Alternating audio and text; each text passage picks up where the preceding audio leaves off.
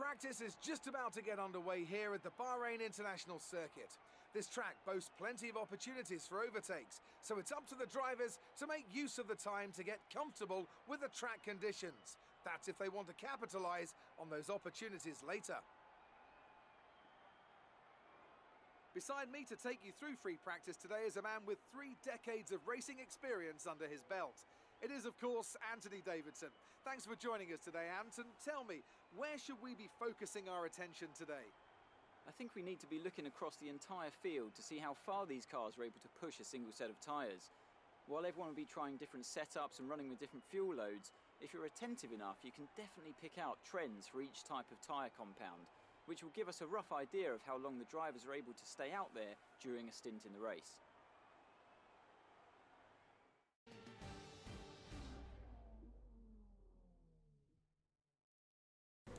What's up YouTube land, Xeno Gaming here with the 22nd episode of my Formula 1 2019 F1 career mode. Here today we'll be at the Bahrain Grand Prix for the second round of the season and looking to try and do a little bit better than what we did last time out in our home race in Melbourne, where we could only manage P12.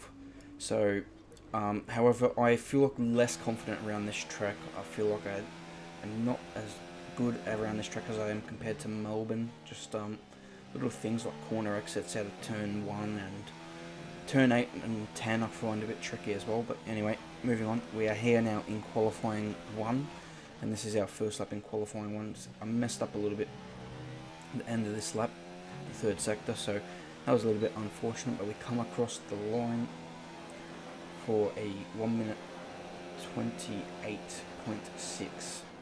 So not a bad first lap, but we are going to have to improve if we want to have a chance to make it through to Q2. We are here now. That first lap put us 18th. We were only 2,000 slower than our teammate Giovinazzi. We're quicker than both the runners. They are really, really slow in this at the minute. They are not progressing very well at all, and it's a real struggle for the likes of Albon and Grosjean. But anyway, you can see we have massively improved here through the 3rd sector now on this lap, and as we come to the line, we're going to lose a little bit of time coming out of this corner. No, we are getting, I can't really tell to be honest, but we're going to come across the line to qualify 17th place for Bahrain. Despite the huge improvements, the other AI also improved enough to where we can only manage 17th on the grid. So that's a bit unfortunate. We improved by half a second there. Got the time down really low, but unfortunately that wasn't enough. We do outqualify our teammate Giovinazzi by 0.6 of a second there, so that's really positive to see that. And yeah, 0.6 improvement is it was good. I thought it would be good enough to get through the Q2, but it wasn't, so that's unfortunate. And we'll just have to see what we can do now in the race from 17th place. It's going to be a difficult one, and but we'll just see how it goes from there. Also, really good job by poor job, by Lance Stroll to be out in Q1, considering the pace of his car and considering that Kvyat did a lot better job. But anyway, let's move into the race.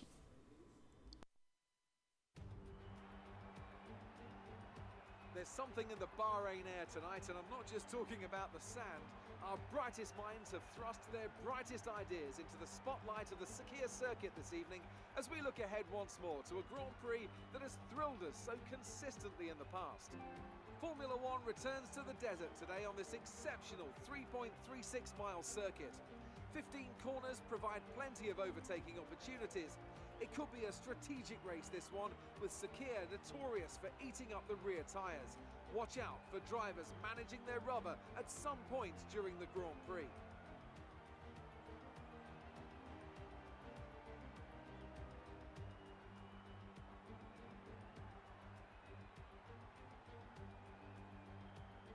It's time to take a look at our starting grid for today's race. Pierre Gasly lines up on pole position, and it's Charles Leclerc in P2. As we continue through the rest of the grid today, we have Hamilton, Vettel, Daniel Ricciardo, and Faber, Verstappen, Bottas, Raikkonen and Devon Butler, Fiat, Hülkenberg, Sergio Perez and Norris, Stroll, the captain, Antonio Giovinazzi and Alexander Albon, Grosjean and Kevin Magnussen fills the last spot on the grid. And now it's time to head down to the track.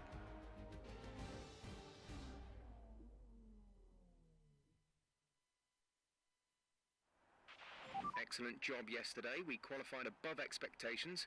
Let's go out there and put in a performance. Hello and welcome to the Bahrain Grand Prix here today. Once again, Pierre Gasly, his second consecutive pole position. Unbelievable job from him in the Red Bull. Won the first race in Melbourne. Now on pole position for this Grand Prix. Once again, he's had a ripping start to the season.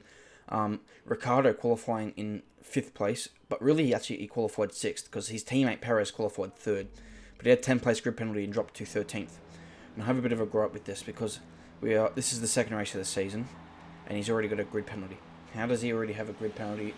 Like if he had a front component failure, he would just move on to his second component. He wouldn't go and take a grid penalty this early in the season.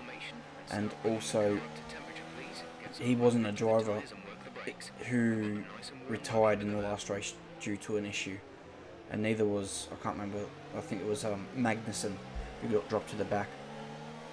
Also, we have a bit of contrasting strategy in this race with Lance Stroll starting on the soft tyre and Antonio Giovinazzi also starting on the soft tyre. I went with the medium tyre and the medium to hard one stop. There was the option to go soft and then go onto the hard with a 2-stop, but I didn't know if I could make up the time. I didn't feel like I had good enough pace, so I went with track position over the potential pace advantage in the race of setting quicker lap times. But yeah, those guys are looking at a 2-stop maybe. So yeah, that could be very interesting to see how that all plays out in this Grand Prix. So anyway, 4 red lights. And let's go for the Bahrain Grand Prix. Pretty even start up ahead for the guys. We don't get a too bad start ourselves. As we come now braking hard into turn 1. Up the inside of Norris and Hülkenberg. And now we have to try and sweep around the outside of Hülkenberg. Can we do it? Yes, he's a bit slow on the apex. And we managed to go around the outside of him as well. And now we move up into 14th place after starting P16. And now into turn 3, and we go a bit, turn 4, sorry, go a bit too deep and try to avoid Perez and go up the inside, but we cannot get it done. And now with the slot in, now Hülkenberg's looking down our inside, but he backs out of that move. And 14th place here in this Grand Prix, we look down the inside of Perez, but we cannot get it done. He had to take that 10 place grid penalty I was talking about. I'm not sure why, but we know he has got better pace than where he has qualified, with both Williams qualifying inside the top 6, which was really, really impressive considering where the car is on paper. So Perez and Ricciardo doing an unbelievable job here to open the season. But it's Pierre Gasly who leads the Bahrain Grand Prix with Lewis Hamilton in second, followed by the 2 Ferraris and Lucas Weber up there as well. So interesting start for us. Can we keep up with these guys? I'm not too sure. Can we hold off our teammate? And I think we can hold off our teammate Hülkenberg. I'm not sure about behind. But now we move into the start of lap number 2 as Gasly leads this Grand Prix. And now we will move to end of lap 2, and we make a bad mistake here into the last corner, trying to keep up with the guys ahead. We just don't have it at the minute. So Hülkenberg makes a move to go past, and we will fight back here on the outside. Can we get around the outside? Side by side through turn 1, now through turn 2 we have the inside, and we will squeeze Hülkenberg out. We're going to have the DRS here as well for an advantage. Can Hülkenberg go back down the inside? It's going to be very close on the brakes, and we outbrake him into turn 4 to get the move done, or defended I should say. And Giovinazzi as well past Nico Hülkenberg now into turn 4, and now we're under pressure from our teammate here on the start of lap 4. Antonio Giovinazzi now looking down our inside. Can he make it smooth? We go very wide in turn 1, and he should sweep around the outside here, but he doesn't. And we managed to hold off Giovinazzi for now. I'm not sure what happened to him on the inside there. Went very slow on the exit of that corner. Despite going off, we maintain position and Devon Butler and Sergio Perez going side by side. As you can see up ahead, looks like Butler's trying to make a move on Perez, making a move on Butler, and he makes that stick. Now moving on to lap 5, once again Giovinazzi is attacking us here. He's on the soft tyre, and he's made this move a lot earlier this time, and we cannot go back around the outside this time on Antonio Giovinazzi, and he makes the move stick here. Can we come back at Imbo into turn 4 with DRS? We're getting a good run, and he's going to defend to the inside, and we're just going to back off here. I decided to let Giovinazzi try and advance himself for the team's benefit, but we come around and we're still right behind him, so we're going to attack him coming down the main straight now, as we come easy as you like with the DRS, really easy, and we slot in front, brake on the racing line, and that is P14 once again, as the goal is now to try and catch this pack ahead, which is proving to be a difficult task at this moment. But now we're moving on to lap number 8, and once again Giovinazzi is behind us, and he's once again attacking us as we come into turn 1, and there's a bit of debris on the track here. I'm not sure whose car that is from, is that we try to do a little bit of a switchback, and Hulkenberg stuck his nose where it didn't belong, and a bit of contact on the rear there from Nico Hulkenberg. But now can we go back up the inside Giovinazzi? He goes to the middle of the track, locks up, goes very slowly through the turn 4, but he gets the position done. So can Giovinazzi pull away from us here? As now we're coming to the end of lap 8, he wasn't unable to pull away from us, and now he's feeling the need to defend into the final corner here. And now we will once again have the DRS. It doesn't matter how much you drop back off the exit of that corner, you can just absolutely breeze on past with DRS here. Back to the inside again this time, and we get back to the racing line for turn 1. So that is once again back up to 14th, so we just keep switching. And on lap, I believe 10, Giovinazzi came in, put the hard tyre on, and now it's lap 13, and we're going to come in and put the soft tyre on, and we actually pulled away from the guys a little bit behind us, and we now come into the pit lane, so to come and put the hard tyre on and to go to the end of the race. And I also believe that Giovinazzi, his soft tyre strategy, because he came in on lap 10, he's also got the hard tyre on, and he is also going to the end of the race. So that's what it seems to be happening right now, that the guys that went on softs are just doing a one stop as well. They're able to stretch out that first stint. As we come out of the pit lane though, and Lance Stroll is ahead of us directly, and Giovinazzi is about 2 seconds behind us, so we've actually gained time on these guys. The undercut has not worked at this track. I think the hard tyre being that slower tyre, maybe. I'm not sure why it hasn't worked for Giovinazzi. Stroll was, I believe, ahead of the likes of Devon Butler, and he's dropped way back into our clutches now. So this has worked out brilliantly, this strategy. Seeing as though now we have DRS on Lance Stroll, we're now going to attack Lance Stroll into turn 1, and he's going to defend here, and we're going to go back to the outside. We're going to brake hard for turn 1, and can we get the move done? We have to go very wide at turn 1, but we hold on. Can Stroll have a run at us now into turn 4? It's going to be very tricky to hold on, but we do that time around. And now next lap 16, actually a couple of laps ahead, into the couple of laps, and Lance Stroll is once again overtaking us, but we're not losing time to the guys ahead. The two to Williams, the McLaren, so it's Butler, Kvyat and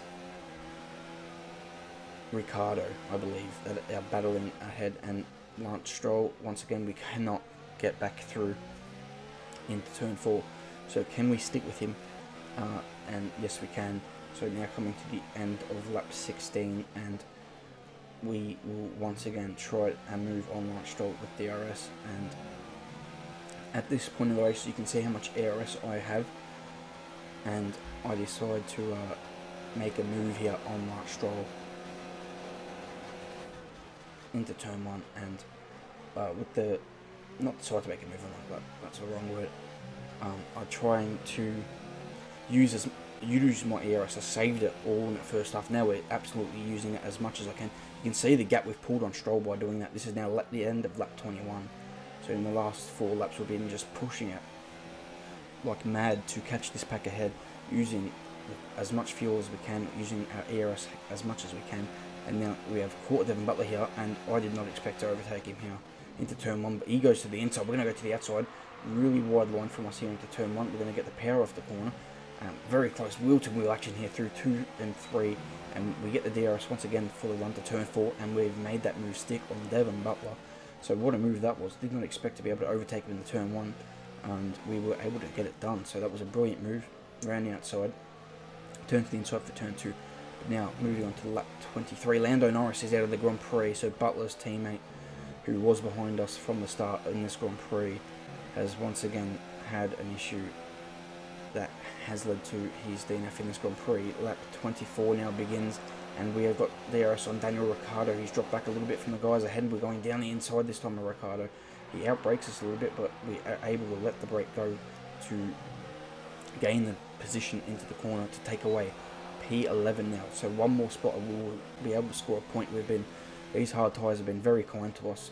We've been a lot quicker than these guys, it seems, on this tyre. And we have been a little bit more comfortable in this Grand Prix on the hard tyres.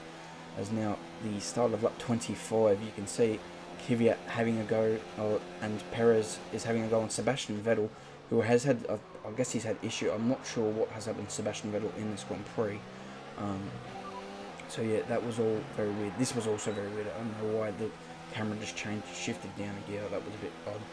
But anyway, we get through that, and now Vettel has been overtaken by Sergio Perez, and Danny Kvyat is now in Vettel's mirrors, and lap 26 now beginning, and once again Vettel is now this time going for it on Sergio Perez with that Ferrari powered engine, which he utilises to the best. Goes around the outside, I believe, and takes the position away from Perez for P8 in this Grand Prix. So 8th place for Sebastian Vettel was not where he wanted to be. He would be hoping to be in the top 3, looking for the Mount Championship leader. But here we go, late braking, and we got very close to Kvyat. Had to lock the rears to avoid contact there. That's going to not end up going so well for us, and we have to now, we still have the DRS, so we're not going to lose out too much time. But once again, Vettel cannot break away from Sergio Perez in this Grand Prix, and for whatever reason Vettel is just struggling for the raw pace. I don't know. We did remember, so we saw a little bit of carbon fibre when on one of those laps when Giovinazzi was overtaking me. Maybe it is Sebastian Vettel's carbon fibre, and maybe that's why he's got so little pace in this Grand Prix. It was red. It looked like the Toro Rosso red, not a Ferrari red, but it could be his. I am not sure. As now Perez once again is going to have DRS. We have DRS, but because Kvyat's DRS, we cannot get close to him down this main straight. And can we make a little dive bomb into turn 1? As Perez is going for it once again on Vettel, and he's got through into the braking zone on Vettel, and we cannot get past Kvyat now. But we're going to have a go. We cannot come away in this Grand Prix with an 11th place. Kvyat's not close enough to Vettel. We're not really close enough to Kvyat anyway, but we're going to break at the 100-metre board. We're going to have a look up the inside. He closes the door. There's contact, but we are through. He closed the door. He's going to have a look around the outside. Can Kvyat go around the outside again? We managed to hold on through turn 6 and 7, and now we are losing time to Vettel ahead. We did damage the front wing with that contact with Kvyat, and he is breaking away from us is Sebastian Vettel, and so is Sergio Perez. So any chance of further points look to be have gone in this Grand Prix. But also I wanted to ask my engineer about Vettel to see if he had any issues. But I don't hear the engineer reporting issues for Sebastian Vettel, so I don't believe he has issues. But now we have bigger issues on our hands with Danny Kvyat coming from behind with the DRS now into turn 1. He's going to go really late. We're going to try and dive it as deep as we can into turn 1. There's more contact. This time he closes the door again, and we had our nose there. So Kvyat not recognising where our car is, poor awareness from him. We have even more damage now to the front, the left side of our front wing. As we come now to the end of lap 28, there is one more lap to go in this Grand Prix. We are fighting all we can tooth and nail for 1 point. So is Perez and Vettel for 8th and 9th places in this race. That will be 2 extra points for their championships. I'd say it is far more important for Sebastian Vettel than it is for Sergio Perez. I'd say Vettel more likely to win the championship, but we got Kvyat going around the outside again. This time he's not as far ahead, and we can hold him off a little bit easier than we could on the last lap. Can we defend now into turn 4? Turn 4 is going to be a spot where Kvyat looks to go down the inside, but he cannot make it move. Maybe on the next DRS straight into turn 11, but he wasn't able to do that there either.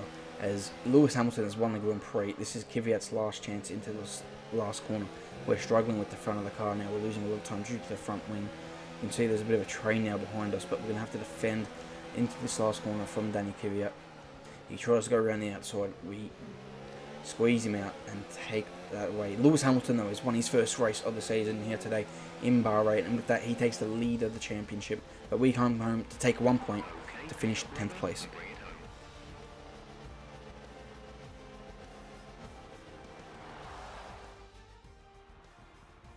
Yes, another historic win under their belts. Well done to the team at Mercedes. What do you think it was, Ant, that gave them the edge over the competition today? Well, tyre management probably played quite a large role in the outcome of this one. As ever, it's not just about speed, it's all about maintaining that speed consistently over a stint, over a race distance. So being able to keep up the lap times while still being smooth on the controls and gentle on the tyres, that's really where the race was won today. After an excellent performance at the Grand Prix, I'm sure there'll be plenty of celebrations tonight amongst the Mercedes team, and they certainly deserve it.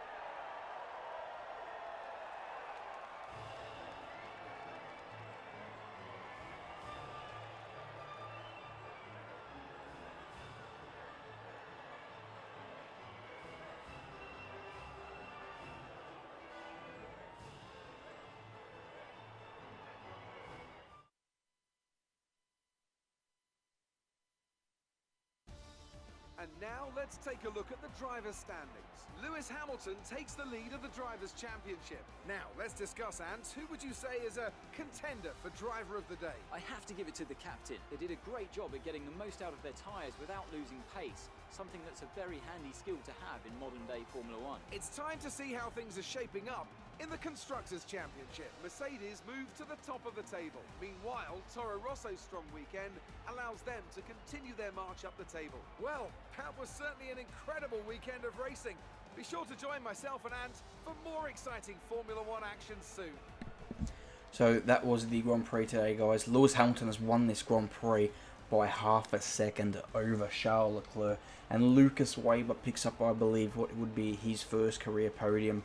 So congratulations to him. He has an unbelievable race to only finish a couple seconds behind the leaders, to beat Valtteri Bottas, to beat the two Red Bulls who are supposed to be the quickest cars. So Gasly goes from pole to 6th, struggling. Raikkonen 7th. Perez beats out Vettel for 8th, and Vettel in 9th place. And we get 1 point in 10th place. We managed to hold off Danny Kvyat in the final stages to secure that, our first point of the season, with our teammate finishing down in P15. We were about 8 seconds clear of our teammate. Norris was the only retirement. The two Red Bulls struggling around the back, and same as the two Haas's, both of us were able to beat the two Haas's today. So that's really good news for us, as we should be able to beat the Haas. They're one of the worst cars on the grid. They're the 9th quickest car, I believe. Or actually no, McLaren are the 9th quickest car. I can't remember. I was looking at the constructors thinking that's what we're looking at. I'm showing the standings here, as I forgot to do that after the race. And you can see, though, Hamilton has now taken the lead in the Drivers' Championship from Gasly after race number 1. We sit 12th with our 1 sole point. So coming to the race, I wanted to make more engine upgrades for China, but because this part hasn't been developed yet, I can't upgrade this part for Baku, which is really annoying. So I decided to hold on to my points because I didn't want to make those aero adjustments yet. I wanted to leave those for Baku. But anyway, that's been the video today, guys. I hope you all enjoyed it. Please leave a like, subscribe, and leave your feedback down in the comment section below. And I'll see you for the next video for the Chinese Grand Prix. Till then, goodbye.